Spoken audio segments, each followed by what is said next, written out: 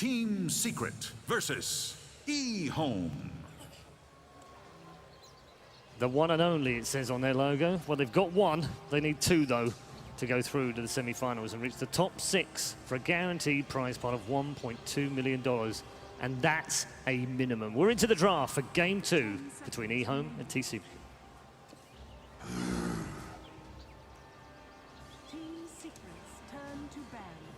Secret is like having, they're removing the corp once more. I believe they did this as well in the last game. Secret or Radiant and first pick? Both the games, right? The last game they were first pick as well. Interesting. They opened with the Shadow Fiend. That's that's very unusual. It is, yeah. Yep. But I think between 2/3 and 75% of the games in this patch have been played. So that means EHOME prefers Dire because they. Yeah. So now the Wind to River ban is very smart, obviously, because they're going to force EHOME either to remove the Shadow Fiend and give them something else, so the Gyro or whatever they want to grab, or take the Shadow Fiend themselves. I mean, no, it's not going to happen. They're going to first pick SF and they won't have Wind to River, and it was EHOME's main answer to it, apparently. I wouldn't surprise they first pick SF again. Yeah. So it was a good play from S4, you know, with the ban pick, you know, mind game. EHOME probably have something up their sleeves, you know. If they let it through and they decided to ban the Naga, or maybe they just got caught off guard, which could also happen. I mean, could be a like Gyro plus Dazzle this time out. No. Oh, wow. Okay. Team fight again, so they are very team fight centric focus once more with their heroes. That is interesting. It's very early Darkseer. Yeah, it's certainly one of the signature heroes of ROTK throughout his career, but not a hero that we see too terribly much of. I really like that Secret went for the same first pick. You know, I think it shows a lot of confidence, and that's definitely what they need. If you're a Secret fan, it's gotta feel good. 10 seconds remaining. So do you think that they will follow up with the same support, Dazzle once more? Yeah. I think it's a good pick. I think another option open to them is like if they don't want a team fight versus EHOME, they can also just go back to their Wisp strats and just kind of split around the map. I think a big problem that they had last game was not being able to push out lanes and not scaling well. And with Tiny and Wisp, or Wisp +1, I think you eliminate both of those problems with one hero. Wow. Okay. That was quick. Okay, so this is one of the more unusual drafts that you're going to see out of Secret. This will almost certainly be an Arteezy Anti-Mage, and then S4 taking over on the Shadow Fiend. So if Secret wins that game, that means we're gonna see later in this tournament some first pick anti-mage, which happened already at TI, but it's not the funniest thing ever because you get an anti-mage in every game. But I mean, it's very risky from them to pick anti-mage that early because now EHOME can set up as much as they want. The only weakness EHOME has in their draft is that, you know, if you want to like go aggressively anti-mage and pressure him, then you have a Darkseer safe lane, which isn't necessarily the best use you can do of Darkseer. Like, especially on the Dire side. Safe lane is pretty good. It's better than Radiant safe lane for sure. Yeah, definitely. You're gonna farm the camps as well, but I don't feel like Darkseer is one of those heroes that's really good at safe laning. No. Now, if you're picking Darkseer, to me, you want him solo against a dual laner trialing. Yeah, you want him to pressure a bit. It's hard to say. Bad anti-mage pick probably surprised EHOME. Like, you must be surprised by this. It's very, very uncommon. 5 seconds remaining.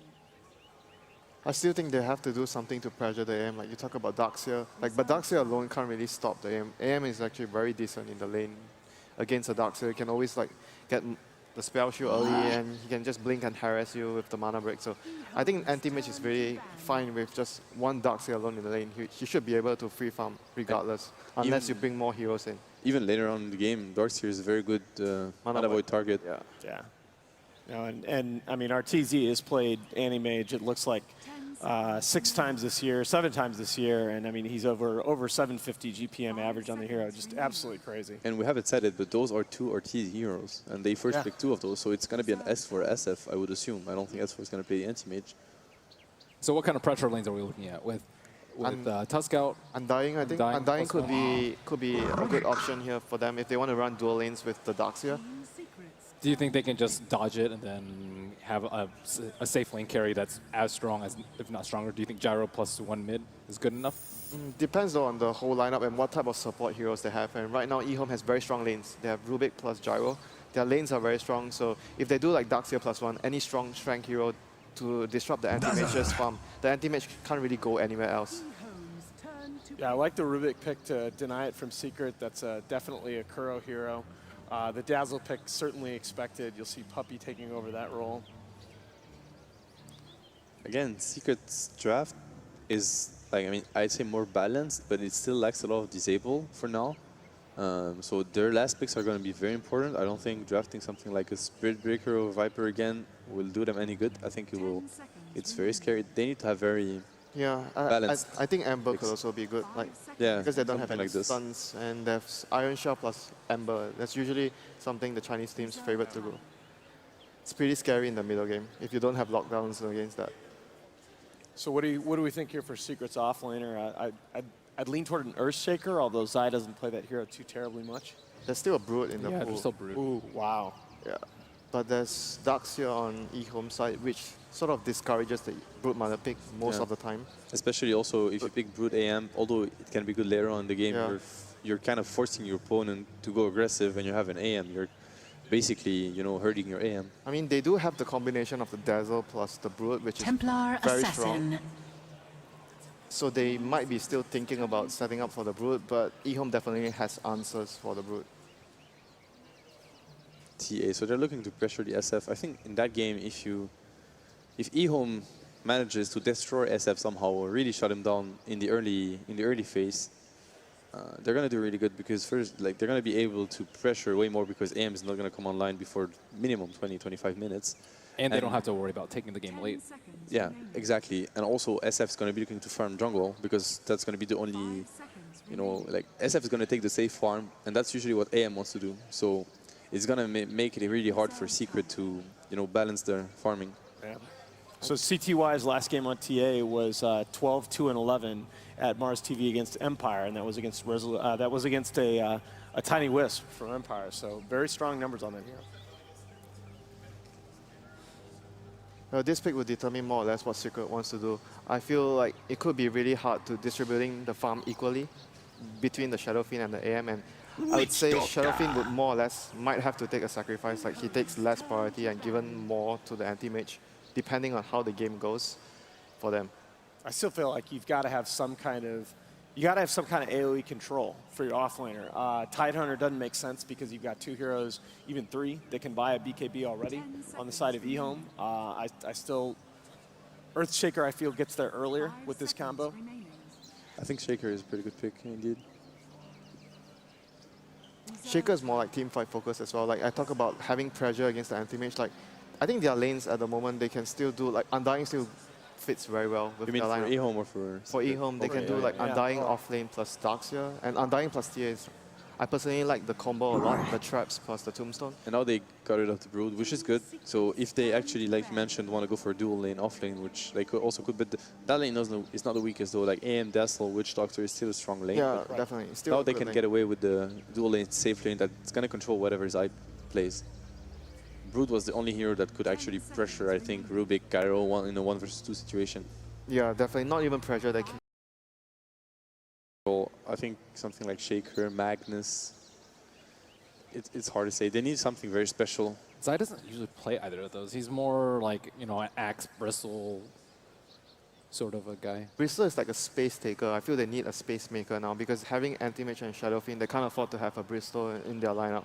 Yeah, I think Magnus it's is too slow. It's too crowded. They need someone to make space. I think it can be a pressure lane though, if you have like BB Dazzle. Yeah, possible. That would be possible, but if you don't do very well in the laning phase, it'll be very hard to distribute farm among the calls. That is very interesting. Night Stalker is gonna It'll still cause be them something trouble. similar to the Undying plus Darkseer, or like you have a strength core, a strength support that roams around, and having the silence is very strong against anti-mage. You know, those three heroes together, like Templar, Night Stalker, and Dark, just the run at chasing you. potential, They it's just run at you. insane. This is very scary. When you're playing a poor Dazzle, you know, in the middle of that, you have like Darkseer running at you, Night Stalker running at you, and Templar. And you can't see anything. How do you position yourself? Yeah, and Witch Doctor and Dazzle is very vulnerable towards the Night Stalker this game. This is going to be very scary if they can actually pull it off. I mean, if they get if the 4 position Night Stalker with early eggs is just so devastating. I mean, for the it's not only TA that, you know. Gyro, the mid-game damage output alone. The Darkseer can go jungle and leave the lane towards the Night Stalker, so they have like some form of synergy as well between the lineup where Night Stalker would have a lane to go to and I have to set say, experience. to me, that is again a flawless draft from RTK. It's very balanced. It makes a lot of sense. There's a lot of synergy. Yep. It's very good early game, late game. They have strong lanes. The last pick is very difficult here for Secret. It's quite impressive. 5 seconds remaining. They're down to 3 seconds. Goodness gracious. And they used, I mean, that's really what they needed. They needed AoE control, and they needed a bit of pressure in the lane, but it's not going to be an easy game for Zai's Axe, for sure. Right. Okay, thank you very much. And we are heading into our second game of our second series of the day. The last quarterfinal of the upper bracket. Is it about to come to a premature end for Team Secret? We're about to find out. Let's go back to the commentary team. Ladies and gentlemen, welcome back. We're live here at Key Arena. I'm LD. I'm joined to my right by Blitz. Blitz, a lot we want to talk about here as the draft concludes. EHOME, very balanced, very versatile, leading 1-0 against Secret. I do want to follow up on what the analyst talked about, which was that EHOME prefers the Dire. That is true, but they not only prefer the Dire, they prefer it over first pick. They actually had selection in this game, and they still go Dire. Yeah, on the flip side, we saw Secret. They had the option last game. Instead of first pick, they opted to go for the Radiant side, so both teams get what they want. And I guess it brings to mind CDEC as well, another team who really prioritizes Dire. And in some ways, it was something that was discussed yesterday, is it feels like maybe CDEC has influenced the way other teams are starting to pick and decide what they prioritize in the draft, because they're just winning so much on that Dire side. And we're going to see it again here. And with that, the teams will get underway. Game 2 has begun. EHOME leading Secret 1-0. Secret, a loss here, puts them in the lower bracket, something I think that would really mess up most people who did a bracket before the event. So with that, let's talk a little bit more about a couple of the points that you brought up during the draft. The first thing that you mentioned was you feel like CTY has really matured a lot as a player. Yeah, before he has a nickname that isn't all too flattering. It's the 6-minute god, but I mean, we saw in that last game, he struggled really hard in the laning phase. He had such a good start, getting a kill. He had the first bounty rune of the game, and Arteezy still manages to solo kill him in the lane. But after the 20-minute mark, it was all CTY. Once he gets that Bloodstone, leading the charge every single time, doing zips across the map, playing absolutely fearlessly, initiating and forcing those inopportune BKBs by Arteezy. It just shows the maturation of a great player. Somewhere along the way, and who knows if it was ROTK, if it was Lanham or DDC, or perhaps someone else he played with, he had discipline instilled in him, because this is a player that would go on tilt when he started at Dota 2, and it's been true for a lot of the younger players as they rose through the scene. He actually left the game for a while. He started to play League of Legends, but man, he's back in a big way. We might have a rumble here off the bat. It's ZYF up in front, taking some initial harassment from Puppy, and 3 heroes are going to come in. They get off the Battle Hunger. Just really wanted to secure this route, and CTY engaging, but the cast will bounce. Oh, this could be bad for EHOME off the bat. DDC, the body blocks from Zai. Very nicely done. The flip, not going to save him. And Secret get right back to work, taking the first blood and grabbing the bounty rune there, although Arteezy did not get the bounty rune bottom. That was grabbed by RTK, who harassed him pretty heavily here to start, but Arteezy's got a lot of regen, 7 tangos and a salve, so he was ready to trade. And I like this from Secret this game. They've actually given the mid lane back to S4, who's playing the Shadow Fiend, a hero I thought they were incredibly successful with, but I don't like to see S4 playing those mech carriers that naturally just sit in the back of the fight, don't really have playmaking potential. I feel like this is S4's role. This is how he won a TI. This is what they want to get back to. Giving him a hero that can just do a lot on the map.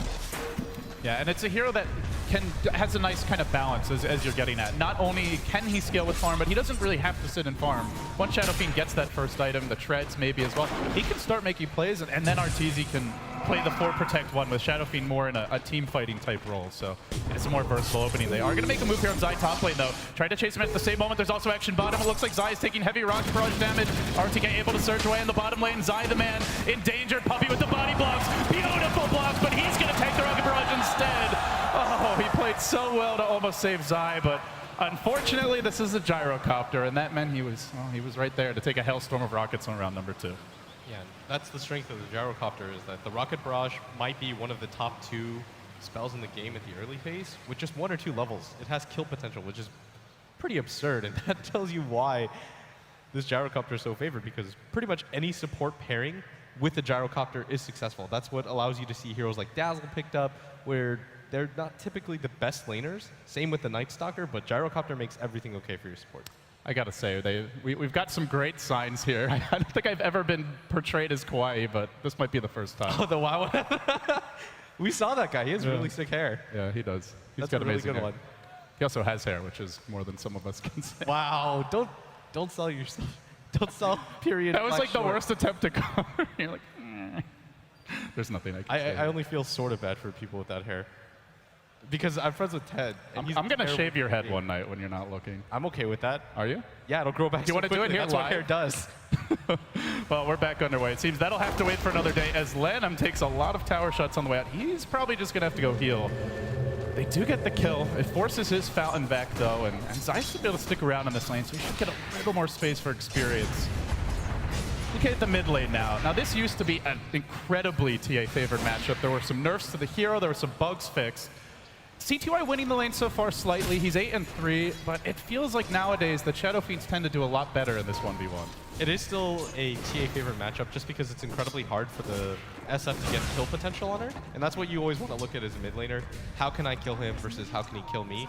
It's really hard for the SF to get a solo kill, but with 2 traps, CTY could feasibly get a kill. That's what you have to concern yourself with. And at the same time, SF's weakness is that you can't really CS in the early game, but S4 is doing a really good job of keeping up.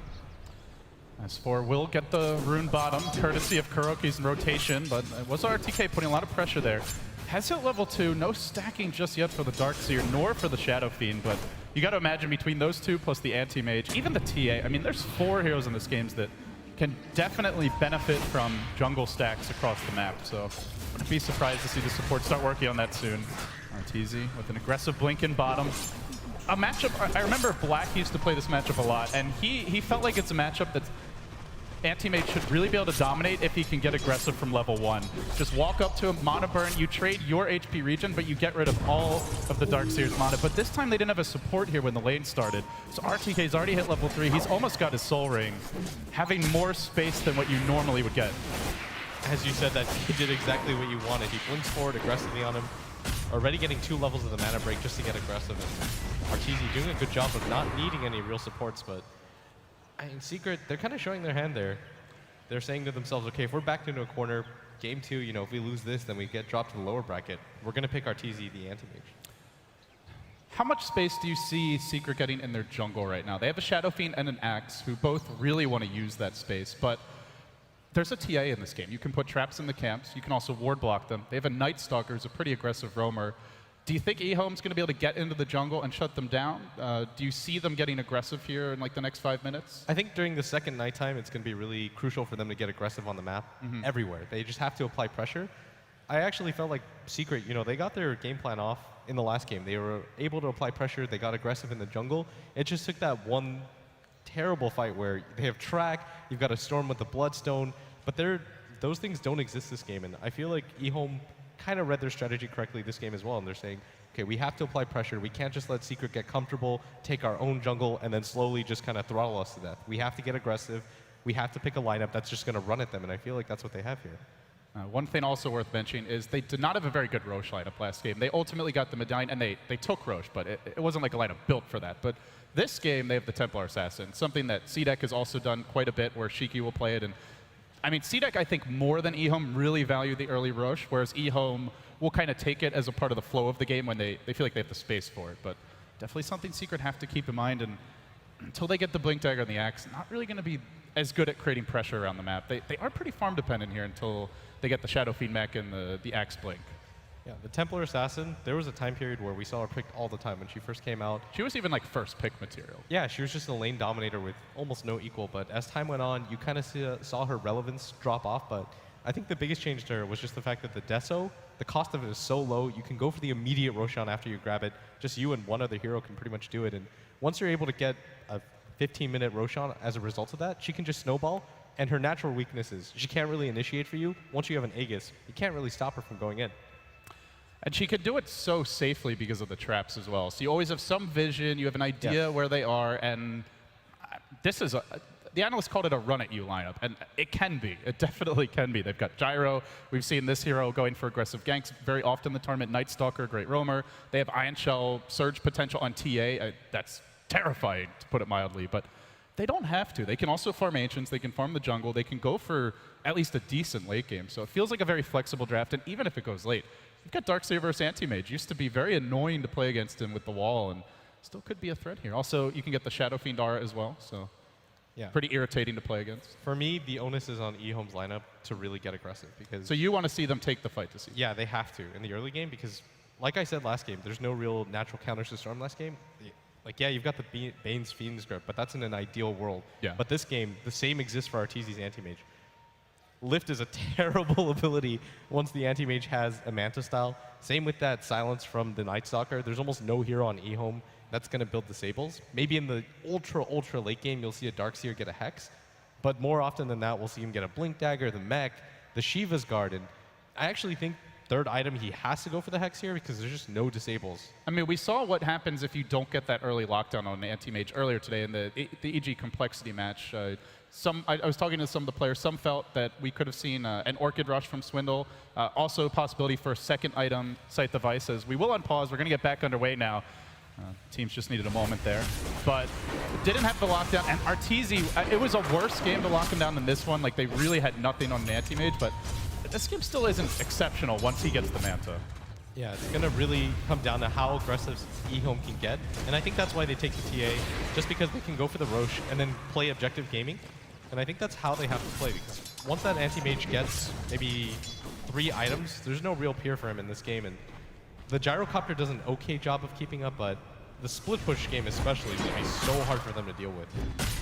For the early laning stage, it looks like EHOME, their 2 main cores getting slightly more farm here, but at least as far as the Gyrocopter goes. But overall, the next wave of heroes on Secret doing a much better job of CSing, and as a result, they've already pulled ahead by 500 gold, closing in on 1,000 experience as we see Kuro walk down into the river, confidently going to place an Observer Ward on the high ground. That's a great ward to have. It's the first nighttime, and it's Lanham on the move. Puppey Tank going deep within the trees. He's created a little nest, but it's a trap, Puppey! Oh, he's just cornered himself in the end. EHOME with the big tower dive. They'll get some experience, and now the pressure going out immediately. You can see Arteezy starting to constantly hit creeps. Wants to counter push this bottom lane a little bit. No, Darkseer is likely not here because of that lane ward, and in fact, he's not.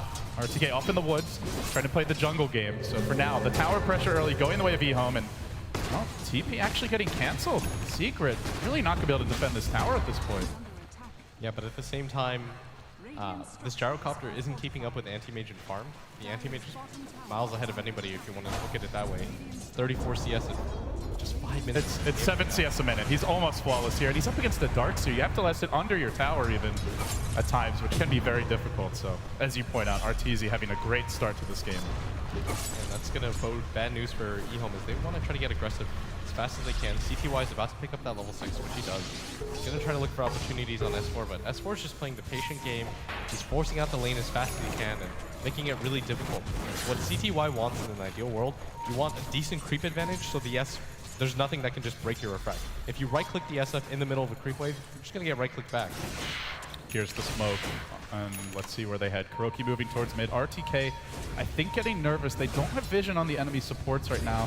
In fact, the wards that they have, you don't really see the lanes, and there's nobody laning top. Only S4 currently visible on the map. Kuroki wraps around towards mid. He gets the lane ward down, if nothing else, getting them some vision as well.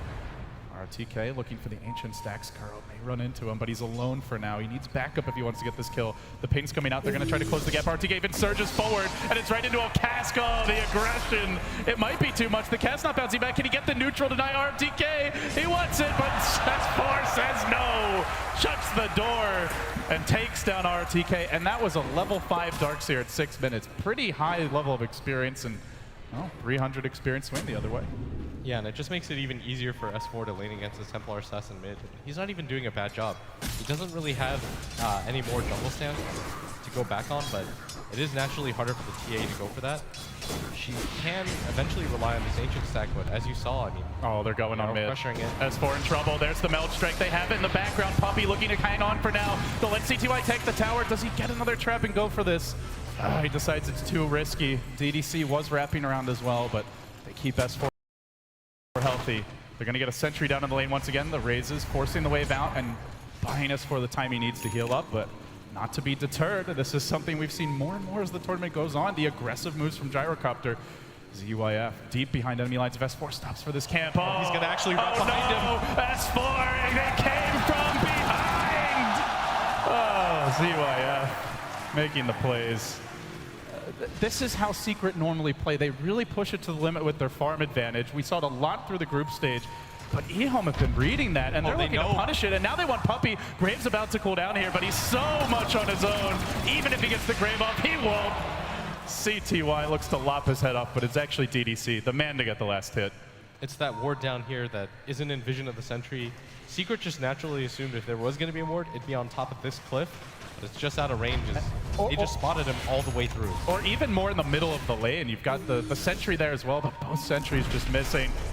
They're chasing a bit for more. Uh-oh, Kuro in danger here. The cat's bouncing. Beautiful bounces from Kuro, but a follow-up trap, and they continue pursuit. In comes the anti-mage. RTK fairly low on money. He's going to surge his way forward. Still healthy in terms of HP, and they silence RTK, and they focus on time.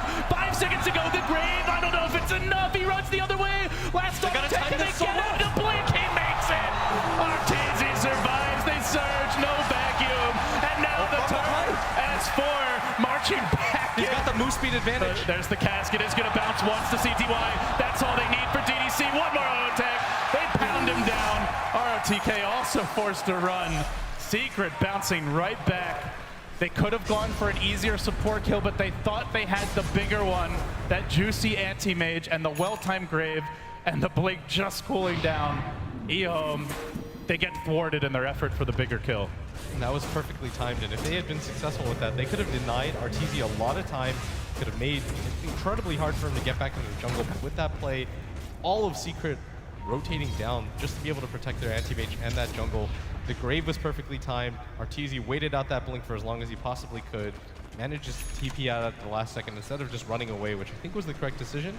But CTY is going to do some...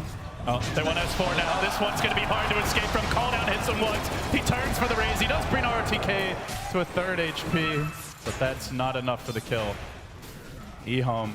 Again, the Gyrocopter really showing his flexibility here, Blitz. He can do it all. He can farm the stacks. He can pressure towers way earlier than a hero like Anti-Mage, and he can also take these fights, giving CTY time to clear out the Ancients. And the Radiant squad actually had vision of this, but they just don't feel like they have the levels or items they need to engage. The big one that it's going to be a while, and the analyst mentioned that this would be a hard game for Zai. It really hasn't been a great one so far. He's level 6, but the Blink's still 1,600 gold away, and without that, it's tough for Secret to initiate.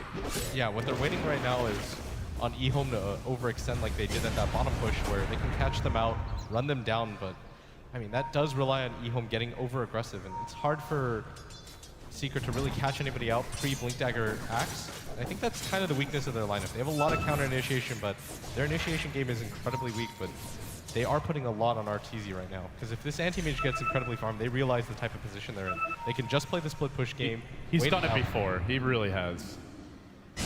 We've seen a lot of impressive anti-mage games out of RTZ, and I would say it's probably the hero he played the most coming into TI as well in pub. So definitely something he's been practicing, expecting to use quite a bit here. Yeah, he ran into me in like 30 pub games or something like that. Something absurd when I was on my Smurf. Well, every single game was anti-mage. That is what you get for being a dirty Storm picker. What a great hero counter. Press one button, kill Storm. Lol. Great stuff, RT. Wow. No salt here. Yeah, you're so salty. It's coming out of your pores, my friend. We just flame each other now whenever we pick heroes. Yeah. Well, you're hero pickers, so you both... You gotta be a random player nowadays to get respect. Yeah. And even then, if you random a good hero, you lose them. Exactly. You have to random bad heroes. I just happen to random Storm a lot, but yeah, well, EHOME right now trying to put pressure on this mid tower. CTY here by himself. Curl's gonna go for the casket. It's not gonna bounce at all though, and with that, any chance of a kill is gone.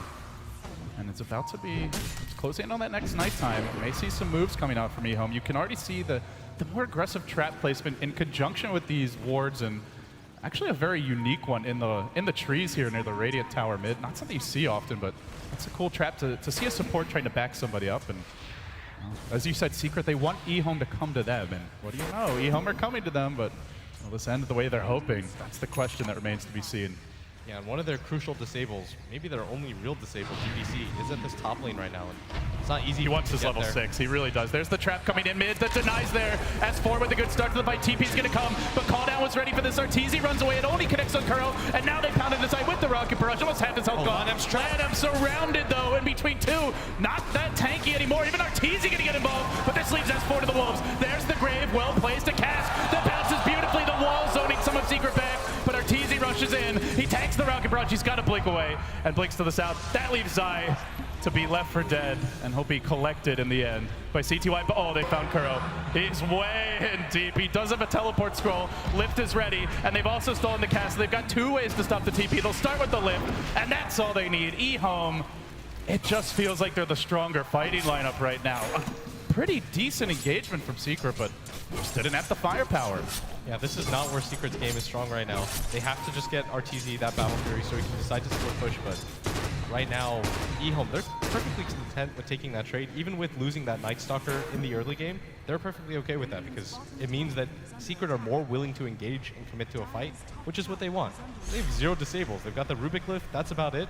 So they have to have Secret, you know, Secret has to be a willing dance partner for EHOME to get anything done. It's been a battle of vision really in both games, but this game, it feels like Secret is falling behind in the vision department here. They've only got 1 ward on the map, still every Dire Tower alive. The traps and deep wards continue to pile up, and you just toggle the Fog of War for EHOME, they see almost the entire Radiant Woods, and their own Woods a bit less vision there, but they've got the towers up, so they've got control, and now they'll grab another tower. They also get their own mech, this to match what S4 has. So when it comes to team fight, EHOME are ready to rumble. They're moving on towards mid. Arteezy looking for split push, but he's not the Shadow Fiend type of hero that can quickly bring down a tower. He's going to blink into the enemy woods and just wants to keep the farm up. He knows the Battle Fury is the key. Slow the game down and buy time, but guess what? There's vision. It's on Puppey, and swarming in is EHOME. They may even run into Arteezy here. He blinks out. Oh no, Arteezy, this could be a devastating retreat. Oh, just gets out of range of the cooldown. Can he make it out? Puppey, he'll be the man left behind for now. S4 not even going to try to help him. Death by the Fade Bolt. They still hold the level 4 paralyzing cast. Will they find Kuro? The TP out. Homemaker. No vision on him, but the pressure mounts bottom. Arteezy. Oh, 43 HP. Now Kuro. Even when they survive, it's only barely. He wants this Battle Fury, but the pressure on the map is there for EHOME. Yeah, they've got wards in their own jungle. That sentry to follow up too. It's pretty surprising that they decided to place it there, but clearly it pays off because they know if they're pressuring Arteezy's jungle, he's just going to rotate to theirs. So they're placing wards on both sides of the jungle just to make sure that the Battle Fury is slowed down as much as possible. And even if he gets to the Battle Fury, they want to be able to pressure him and just force him out of whatever section of the map he feels comfortable in. Hit home. They're going to start to get aggressive real soon because CTY just 200 gold off of that Desolator, and once he grabs that, then Anti-Mage dies in those exchanges. He dies when probably 1 less hit. It's going to put even more pressure on Arteezy to be careful. Call down will come top lane, and they go onto S4, even through the mech. He may drop here. Requiem is baited out, and they beat a retreat with the Requiem down now. Oh, opportunity may beckon for EHOME to move in even deeper. But you wanted to see pressure. They had a lineup that could rush in and put a lot of pressure on the map blitz, and we are seeing it through vision, through hero movements, through smokes, and again they're moving forward. Onto Kuro, back into the creeps. Cask is going to stop this. Maybe Zai can turn it around. He's looking for the call. He's almost got his blink. Can't quite find the opening. We'll see Arteezy also forced back. Battle Fury calling his name, and he is going to get it along with the blink, but he's still got to farm that next item before he really comes online. In fact, they expect him to be at this camp, and Lanham is right about it. Arteezy silenced. Quick TP out. What a reaction, but not enough! CTY slams the door with the Deso. And we see the Anti-Mage, not the most combat-worthy hero this early on. He's just not getting the space he's accustomed to. Now the blink forward, Zai trying to throw DDC back, throws out the Battle Hunger, he retreats, but good luck, my friend. Calldown's there, maybe? Should tick down to this. No, the people! Don't tell me he lives! Don't tell me he lives! No mercy, he's dead. But that's just a Rubik. It's not too big of a deal, and Secret, they do respond and finally get something off the map, and Arteezy, he's still a little bit further away from the Battle Fury than he wants to be, and EHOME showing themselves on the map just so CTY can go for the solo Roshan. It finds a really fortuitous DD rune at the same time, and this is going to be such a huge experience lead and farm lead for him. And that's almost the blink as well, if he wants it. And once he gets that blink, it's going to be a guessing game for Arteezy, because if he misplaces his blink, CTY is going to run you down and pretty much two-shot you. And he still doesn't have the Battle Fury, and I mean, the risk is the issue is if you hold the blink, you start to lower your farming speed by a substantial Oh, but amount. at top, Zai's ready for this. They're looking for the jump in. They've got the blink call. It's on to ZYF to go. The death ward to follow, but instantly canceled by RTK. Medical assistance has arrived, and they're going to turn it. EHOME now hunting for S4. The TPL will be canceled. No Void. They got him. He's down as well. 3 crumble. ROTK, the man of the hour, saving his team and turning the fights. And Arteezy now, he'll be pushed off the lane. He's not going to be allowed to farm. He still doesn't have the Battle Fury. It's on its way now. Boy, he's going to have to dig deep if he wants to turn this back. It's not even really the individual stars from EHOME that are really making a difference. It's their supports. This ward allowed them to see the Axe jump in. It's made such a huge impact. That's twice now that they've set up a gank using it. The first time they get Puppey, the second time they get 3 heroes out of Secret. And this ward, it's all about the vision nowadays, as you said earlier on in this game. And it made all the difference in the world because EHOME, they see that their gyrocopter is going to get initiated on. They instantly rotate 3 heroes to back them up. They correctly guess that Secret are going to get aggressive, and the turnaround potential for them is huge. And it's such patient aggression. We see CTY melded bottom. He's very strong with an Aegis right now, but he doesn't immediately jump on Puppey. He waits until he walks close. He sees their support there from Zai, and then he backs. And that's really been the maturation process that you talked about, that he doesn't overcommit whether he's ahead or behind. He's a more calm player in general now. That's Secret's turn. They want to make something happen. Puppey on the smoke. Maybe they get DDC here. There is a ward. Saw him walk by towards the Secret shop. He's found an interesting nook here to try and hide within. Oh, they know. They know about that nook. DDC, welcome to your new home. It's called the well. Zai with the dunk. Yeah, finally, Arteezy finally finding that farm time. He's already almost level 12. He's finally got that Battle Fury. Once he gets his Vlads, pretty much stay on the map for as long as he wants. He can do the jungle camps. And I mean, we've been talking about EHOME all game, and yes, they have been playing a really dominant game, but you still don't really have the best counters for this anti-mage. You don't really have the best disables, only the Rubik Glyph. It doesn't last for very long. The Night Stalker silence is not an opportune silence. He can just manta it off every single time, and it's going to get hard for them to keep up with him.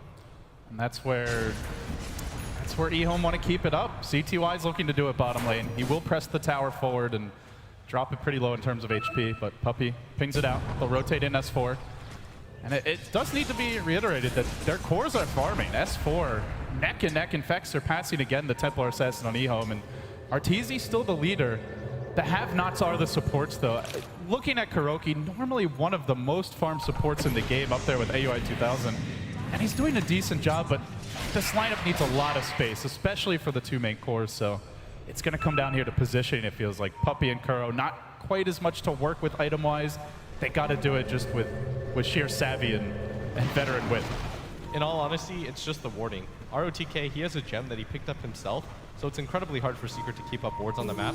And so Secret, they're just playing behind their cores, kind of playing the guessing game like you said, whereas EHOME supports are pretty much willing to go wherever they want because they have full vision, they can wait for the counter initiations. They're playing with full information right now, whereas Kuro and Puppey, they're playing the guessing game. You saw it at top, and here in this mid lane, they have no idea this is coming in. They're going. They're on to S4. The back's there. The call down to follow. He's completely surrounded. Doesn't even get off a spell, but the grave. It allows for a Requiem to turn this. And on to RTK to go. The Death Lord keeps on going. CT1 trapped in the trees. He's got to get out and help the team. Oh, they he's lose stuck. They know too. Oh, the blink will cool down, but the damage is done. And Arteezy says, wonderful. I'm going to cut the wave top. This tower will be mine. So much space. A lot of it feels like it came down to CTY getting caught in the trees. They couldn't do anything for the whole Death Ward. Just such good placement and play by Secret there. And the problem is for EHOME's lineup, it was like we talked about last game. The reason why we were talking as if EHOME always had a chance was because there was no natural counters to the Storm. It's the same thing for the anti-mage this game. And the disastrous thing for EHOME's lineup is they can't really make those mistakes. On paper, it's, okay, we traded 2 for 1, at least we got a core, but it's more like we committed 5 heroes to a fight, and the anti-mage was farming the entire time, and all we got was 1 hero. And boy, is he farming. Suddenly, Vlads is up. He's still 30 CS up on this Templar Assassin, and now he's got a haster, and he's going to blink in mid, looking to clear out the waves, and the pressure just begins to mount. The tower, tier 1's still up mid and bottom. That's something Arteezy will definitely have his eyes on. Now moving towards the enemy Ancients. Oh, this is a big stack. They can't allow him to take this. Is he going to chance it? You betcha. Onto the Ancient stack he goes. RTK's in position on the high ground. This is going to be he sees this. Able to take Arteezy, got to be careful. He's back into a silence. He can't blink. The greed busts, and now EHOME get just about every creep. Oh, they just saw him and they knew. They knew what he wanted. That really hurts the economy. Arteezy thought if he sees the Night Stalker coming, he can just blink out, but it was that play by ROTK to drag him back with the back animation, unable to do anything as you're just flailing through the air. And it's nighttime as well. The vision just isn't that great for an anti-mage. Yeah, it was a huge high-risk, high-reward play, but EHOME completely punished him for it, and Arteezy can't afford to die like that because he's the only hero on the map that can go around and pressure like he is right now, but chancing it for that Ancient stack just wasn't enough, and CTY just continues to farm level 16, no BKB on him, decides to go for the Yasha. This is a huge glass cannon build, but he already does nearly 200 a hit with the Deso. They don't have the best damage over time here. There's a level 1 Battle Hunger, no points in Poison Touch. So there is potential for TA to get a little more aggressive in the item field, it feels like. Secret, they're going to need to rely on the team fight. They got to take them down together. They can't try to fight the TA 101. Nobody's strong enough. Maybe your late game anti-mage can do it when you get to like an Abyssal Blade, Butterfly type of level of farm, but he's not there yet. But he goes back to what he was doing before he got picked off. Arteezy into the top lane, and the Secret game plan's pretty much going to continue the same way. Keep on pushing with the AM, hold with the other 3 to 4. As for maybe poke your head out to hit a couple of creep waves. You may even have to rat it already into the trees. And EHOME, no, this is the game plan for Secret, and they've been mostly prepared so far, and they're just waiting for him to show his head. There's a lane ward here top. Secret, they've not seen anyone from EHOME just yet, but Arteezy is just biding his time. Now CTY will show himself. That alone is enough to discourage him. Are they thinking about a jump on CTY? This could be very bad for Secret. They're waiting.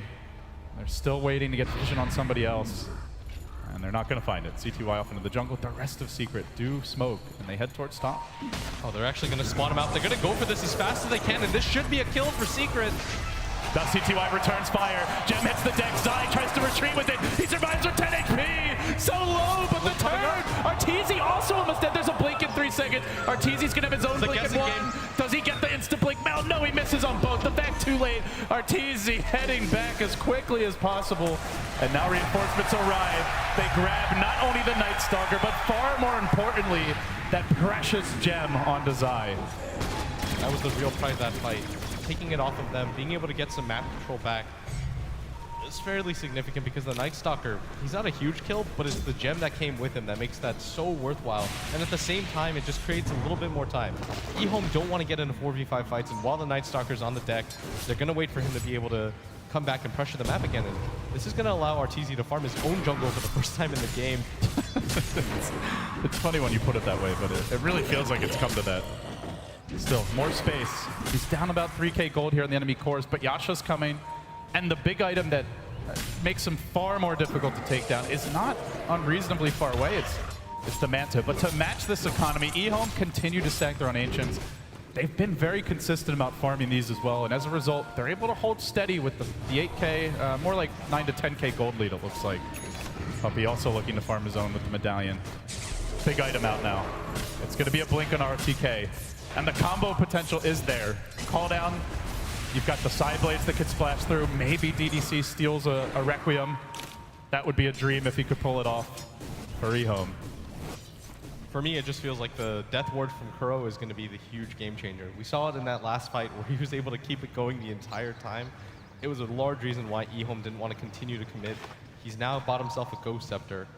Going to keep him alive for quite long in these fights. Protects him from the TA, who normally just blinks in, melds, and then right-clicks him with Refraction. He's pretty much done for. Yeah, he two-shots you, so. Yeah, you need that Ghost. It's a pretty clutch item. I am a little bit worried about Puppey, but he always has that Grave to rely on, and it's going to deter EHOME from just going in on him. But the next Roshan is going to be so huge, because with that Rosh, CTY is going to grab it, and they're just going to go all in. They're going to push wherever they can.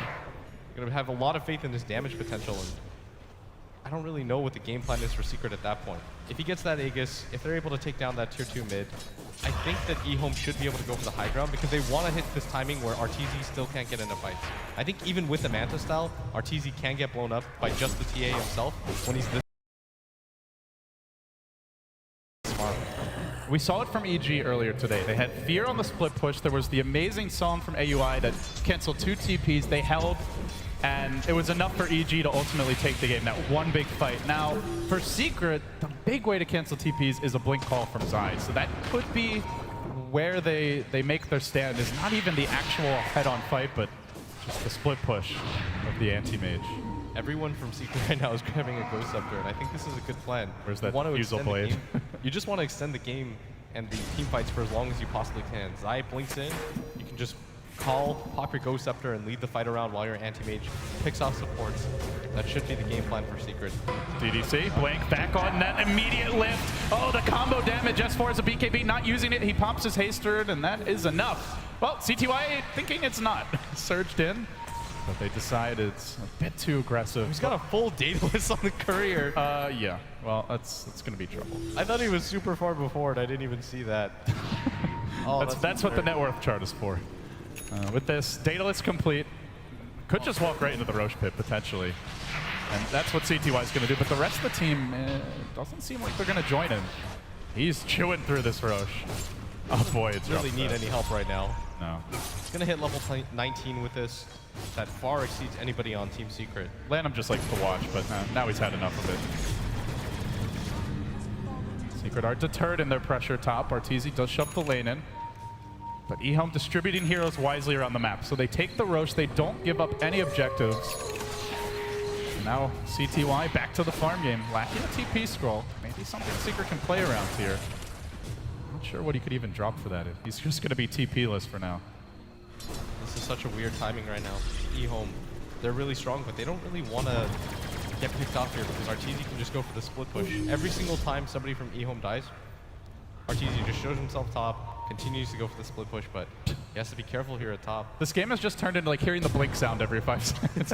Blink, blink. Now you see me, now you don't. Now he's just waiting for the wave. Let's see, maybe one more wave, then he'll cut it. He knows that push that you mentioned could well be coming, and safest way to stop it is don't actually approach the creep wave, just hide in the trees. Take a page out of HY's book and then cut them off, only when truly necessary. So he's going to go for the split push here. He absolutely has to. There's no real way for them to stop this EHOME push him in. He's close to the Manta as well. I'm not quite sure if that's enough, though, at this phase of the game, as CTY just deals a ton of damage. And he's got that Aegis that they have to deal with, too.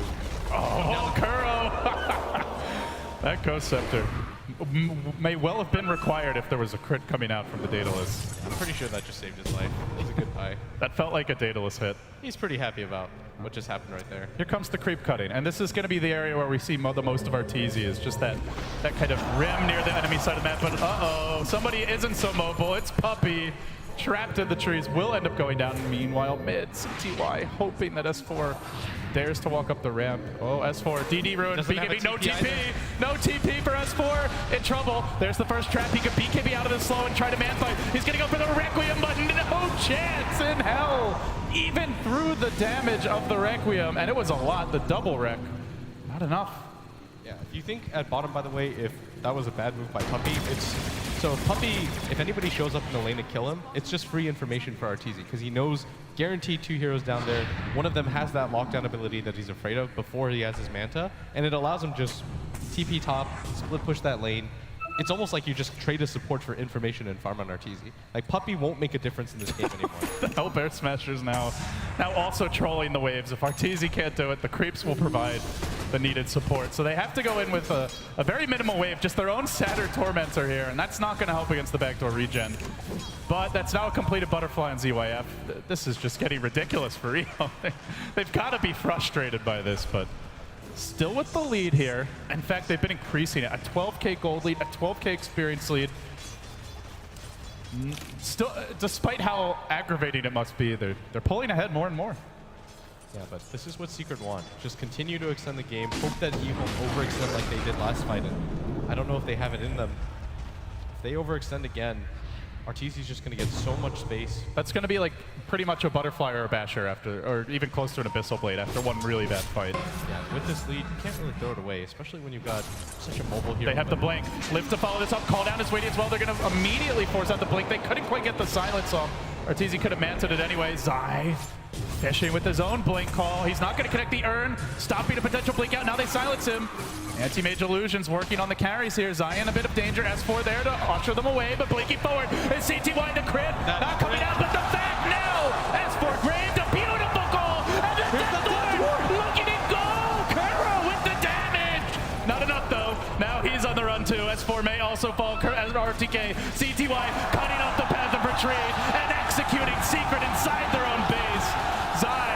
Heroics were attempted here, but Body still hitting the floor in numbers, and with a lone catapult mid, they may just try to high ground it now.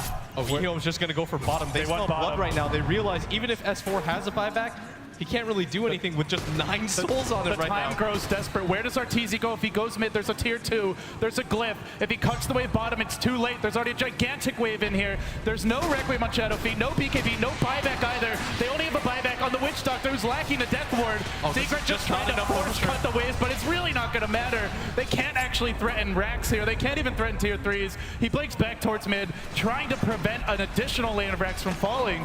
But EHOME, they strike gold again. They get yet another objective, and they zero in on what would be a crushing upset if they can take this 2-0 from Team Secret. And now EHOME farming out the jungle. They're probably just going to wait out the next Roshan if they can. It's up in just 4 short minutes, and this is what Secret have to work with right now. If you don't take any tier 2 towers down, EHOME's not afraid. They realize, okay, we'll trade 2 or 3 creep waves for Arteezy for a Rax every single time. What Arteezy has to do is just force pressure on one of the tier 2 towers, take it down, so at worst he's trading racks for racks, but EHOME every single time deterring him. They save all of their tier 2 towers, so when they go for that death push, there's not a whole lot that he can do, and that's a free racks for them, a 4-man team wipe to go with it, and CTY is just so farmed right now. He has a full MKB. No one, do they even have a butterfly? No, it's just a preventive measure. Arteezy hasn't even picked up a component for a butterfly yet. Now, he could buy one, but butterfly, normally your go-to item to maximize the split push just for the raw attack speed on your hero, and it does benefit the illusions a bit from the stats, but he's, I don't know. At this point, you're just not man-fighting CTY. That phase of the game feels over, barring an amazing team fight. What scares me more for Secret, Arteezy's doing his best to try to catch up, but S4 is just so underfarmed right now. It does look like he's got 6-slotted items, but they're just incredibly weak items. The mech has long outlived its usefulness. The Ring of Akala is the same. Zai making me nervous here. Now the Blue Blink. S4 slaughtered. He can't even make a move. Oh, Jesus. He does have the buyback, but it'll be with 11 souls. Arteezy even walks into this. He's going to try to start the fight. There's the 2-hero call. Oh, CTY he does end up going down. 800 goes on Arteezy's way. What a big fight for Secret. RTK frantically scrambling. EHOME have to be nervous now. The Conan comes in. Gyrocopter arriving and looking to hold the lines. Stand strong, Ben, but there's the Kuro Death Lord from the high ground, pounding into ZYF here. Back, turning on Arteezy. Can he win the fight? He looks to blink, but he's got no manta. And ZYF bails them out. Now the blink. Ion Shell, Kuro down. Even with the miraculous of most miraculous fights, it pales in comparison to the raw damage output of EHOME. And without even a second of hesitation, Arteezy insta buyback, purchases a basher. He won't have a second life for a very long time now. That's ZYF in a nutshell. CTY, that's the guy we're talking about, but he just sneakily runs in. He's like, I also have 20K net worth. Like, did everybody forget about that? If you watch this both cast, games it's now. my bad completely. We haven't really talked about the fact that he's 10, 0, and 10 right now. We've focused so much on CTY. It's just absolutely stunning. He's almost got a full...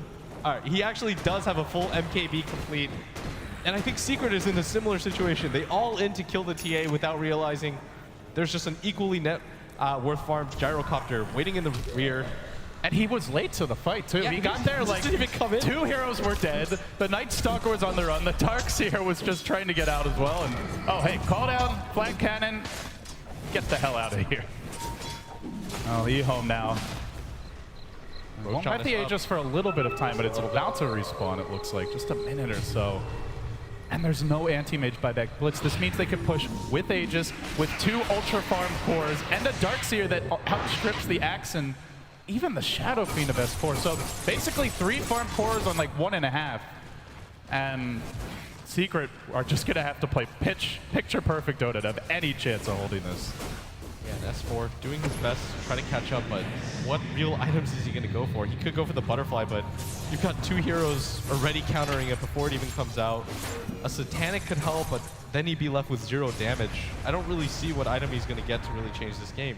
He would need a minimum of 2, maybe an AC plus the Satanic, then he would have the damage to back it up, but... Or at least to be a threat to the supports, if nothing else, in these fights. And Arteezy, he's going to get caught out here. He has the Manta, though. Oh, he's thrown to the low ground. That's pretty fortunate. Now the turn. Arteezy, 1 auto tech blinking out, but it's Zai who's left behind.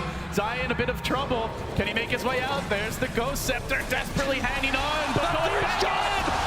Arteezy, he charged in again. It'll pay with his life, and with no Arteezy, this is going to be nigh impossible for Secret. Massacred under the blazing guns of ZYF and CTY's endless crits. There's another EHOME. EHOME. EHOME have done it. They 2-0 Secret, and they move forward here in the winner bracket. A shocker for Secret and fans around the world. But what a solid showing it was. I mean, EHOME took care of business. Neither of those games even looked particularly close. In the first game, Secret had the advantage, but EHOME staying strong. And in that second game, I mean, I thought Secret was going to bounce back to turn in a dominant game 2, but EHOME, from start to finish, the laning phase on, they had an objective in mind, clear-cut victory. ROTK doesn't even look that hype. He's like, I'm here to do business. This one best of 3 doesn't matter, because he's got his eyes set on the bigger prize. Yeah, meanwhile, Arteezy busting out the gold shades. He's also staying cool here, but Secret down to the lower bracket now. Not where people thought they would be after day number 2. Oh, what a showing from EHOME. That was just thrilling to watch. I just thought they played such a flawless game in game number 2. Didn't really leave any room. If you deal with CTY, then here's ZYF right behind him in net worth every single time. And on the other side, the lower bracket teams are probably just sitting there sweating with Secret now waiting for them. But with that, let's see what the analysts think. EHOME with the big 2-0 upset.